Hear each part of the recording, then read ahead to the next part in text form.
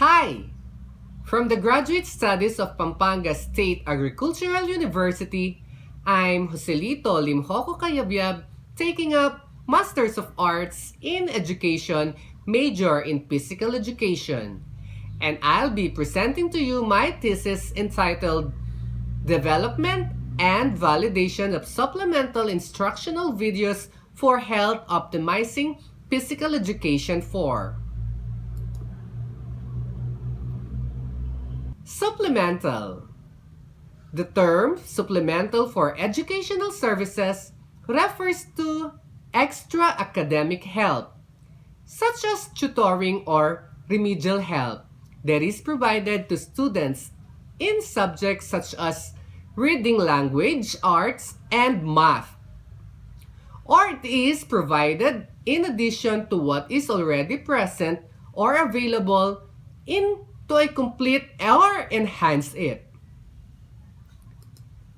Instructional.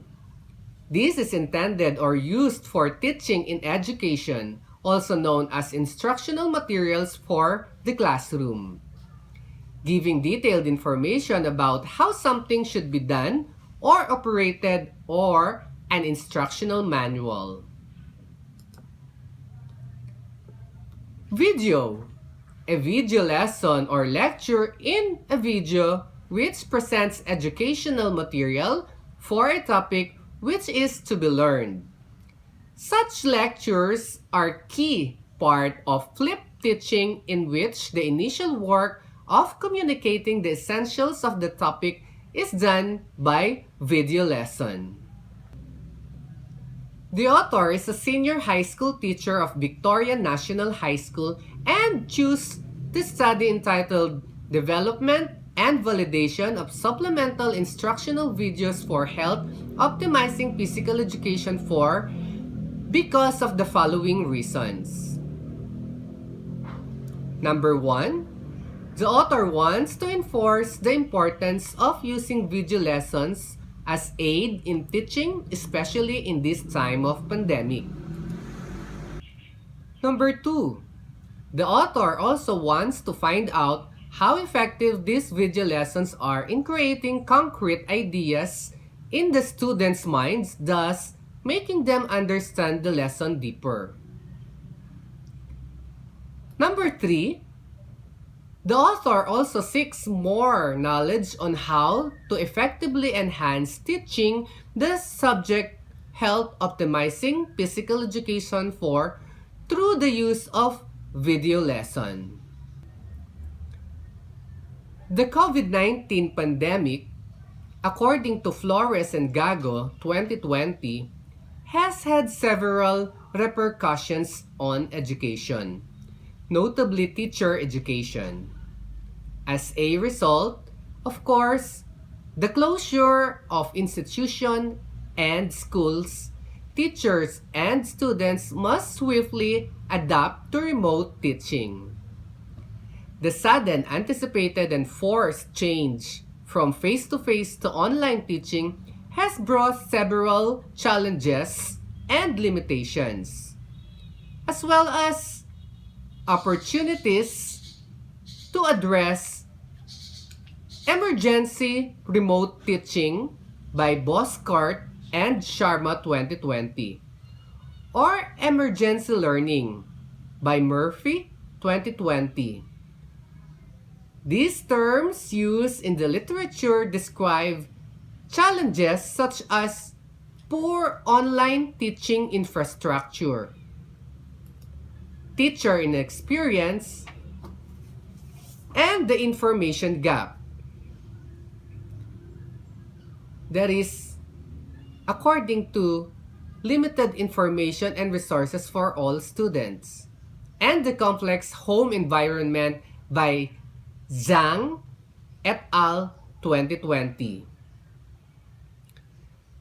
Learners in senior high schools, especially grade 12 students, have been instructed by the researcher that this information may be used by the researcher to build digital modules for both online and modular students to assist them in coping with the new normal issues.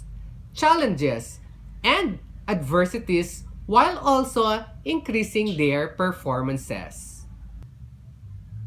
In the respondents of the study, the first group was purposefully selected and consisted of physical education and health teachers from Division of Tarlac Province.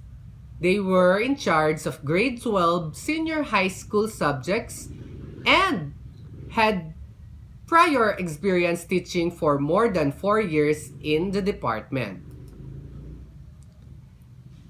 The second group of validators are high ranks and administrators of Division of Tarlac Province and their respective schools. They rendered more than 15 years in their career endeavor. They are made up of 10 validators, 1 MAPE Education Program Supervisor,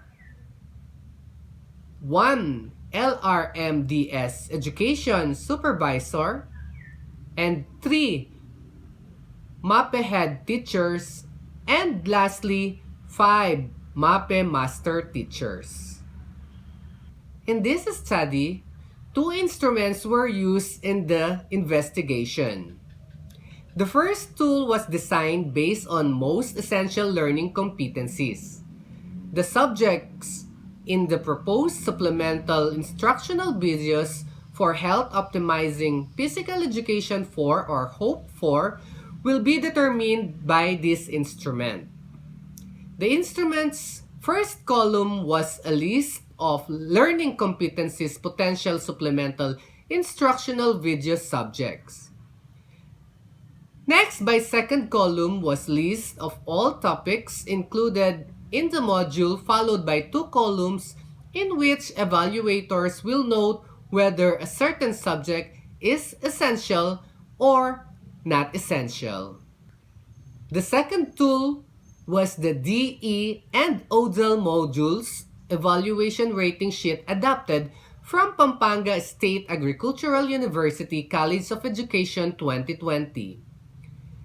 The tool used to validate the supplemental instructional videos for health optimizing physical education or hope for, and this tool was divided into 4 categories. The first is content, which has 5 criteria. The second is design, format, and the third is technical or technological, both of which have 5 standards. And the fourth is pedagogical, which has 7 criteria. Table 1 shows the list of topics to be included in the proposed module in Physical Education 4, also known as Outdoor Recreation. The evaluation instrument for content validity for DE-ODEL module was the statistical tool used to pick out if each of the topics given by the researcher are essential or not essential.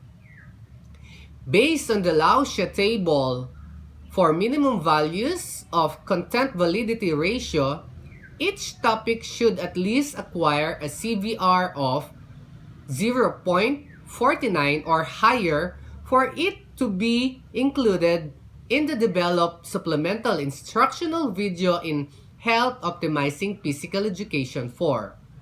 The presented learning competencies by the researcher, not all the questions attained a CBR of 0.49. Table 2. Table 2 display the initial and final validation of the field experts relative to the content validity of the developed supplemental instructional video. On the initial validation of 20% of the field experts obscure to improve videos on the 4 parameters.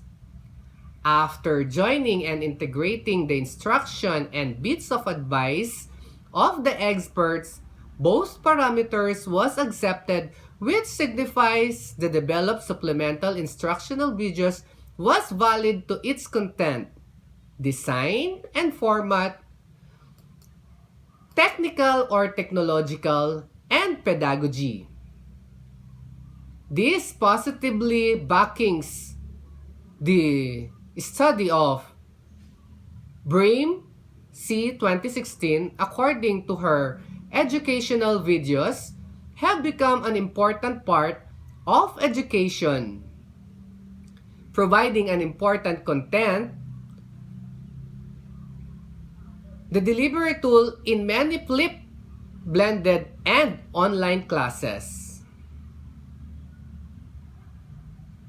After the data presentation, evaluation, and interpretation, the researcher reached the conclusion that all the suggested topics presented on health optimizing physical education 4 were essential and that can be included in the supplemental instructional videos, and that all developed supplemental instructional videos of health optimizing physical education 4 has submitted with the validation tool in terms of content, design and format, technical or technological, and pedagogy. Based on the conclusions and data interpretations of the research study, these recommendations are vastly recommended. Number 1. The Health Optimizing Physical Education 4 or HOPE 4 senior high school teachers may develop, enrich, and improve different topics on the development of supplemental instructional videos for health optimizing physical education 4 or HOPE 4 subject based on students' chosen modality considering the present epoch. Number 2, the Health Optimizing Physical Education 4 or HOPE 4 senior high school teachers or future researcher may assess also by the students the developed supplemental instructional videos for health optimizing physical education 4 to establish its consistency. Before I end this video, I would like to thank God Almighty for the knowledge and help.